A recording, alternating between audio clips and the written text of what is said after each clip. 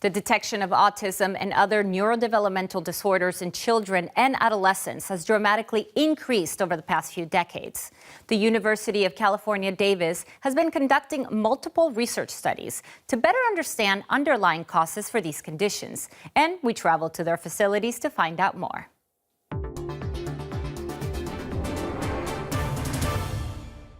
Since the year 2000, autism in U.S. children has more than doubled. Researchers here at the University of California Davis Mind Institute have made significant breakthroughs in understanding causes for developmental disorders like autism.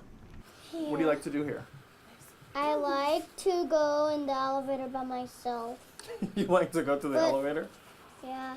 Dr. Hertz-Picciotto, who in 2002 launched the CHARGE study, explains that at that time only two factors had been linked to autism: congenital exposure to rubella and a mother's use of a drug called thalidomide. It really told us that we needed to think about causes in a very broad way. If you can have a virus and a medication both having the same impact on brain development, then we have to cast a wide net to really understand what the causes of autism are.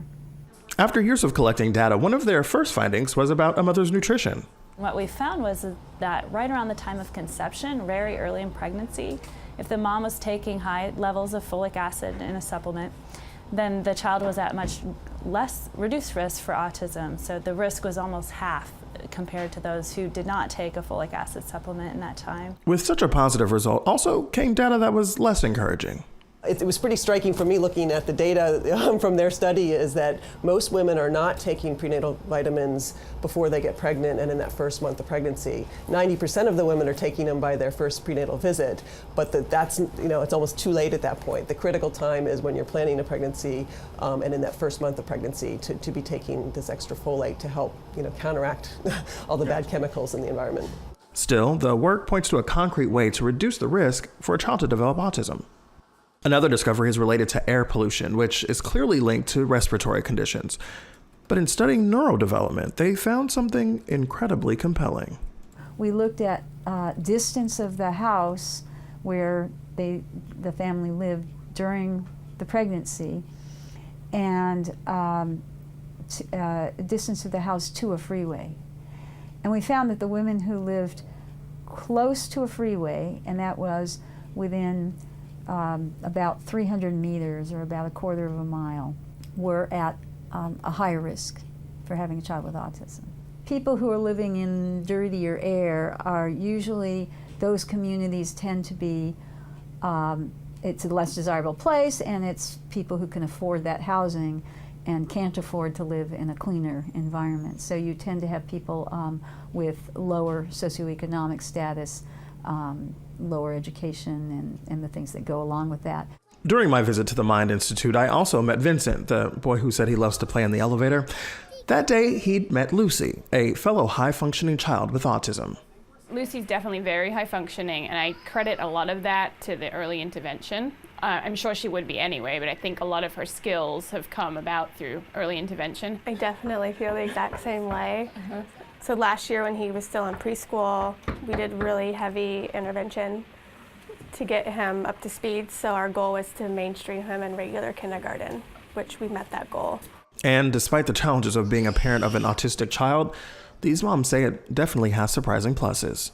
So for me, a lot of people think of autism as a disability, and he does have his quirks and it is challenging. But at the same time, I feel like he has all these gifted abilities. So at 6 years old, I think he's pretty amazing, and I'm just dumbfounded every day of how much he's learning and wants to learn. He will do math for fun. That's what he wants to do on a Saturday morning. Other kids probably watching cartoons. He's eating breakfast and writing out his multiplication tables, or making his books. Table of contents. Okay, so what do you have there? We got anatomy, diet, habitat, movement, and index. Overall, the Mind Institute team is excited about what they're finding and the impact it's already having. I think as much information as we can get out, and I think it doesn't help us to say, well, we found this link after the fact for many families. So we want to get our message out so that families can really try and take our information and protect their children as best they can. I think in terms of actually seeing rates go down, I'd like to say that that's happening, but We're actually looking at the data to see whether the rates of, we've heard some evidence suggests it's starting to plateau a little bit, which would be great, but I think it really needs to come down, and the rates of autism really need to come down. I got to spend a magical day at the Mind Institute, meeting some outstanding adult minds, and a couple of the young ones that are helping us to better understand what's happening to kids like Vincent and Lucy. Meanwhile, the three of us were just happy playing in the elevators, both real and imaginary. I don't know, but I think this elevator might be a little broken. I think. Let's fix it. Okay.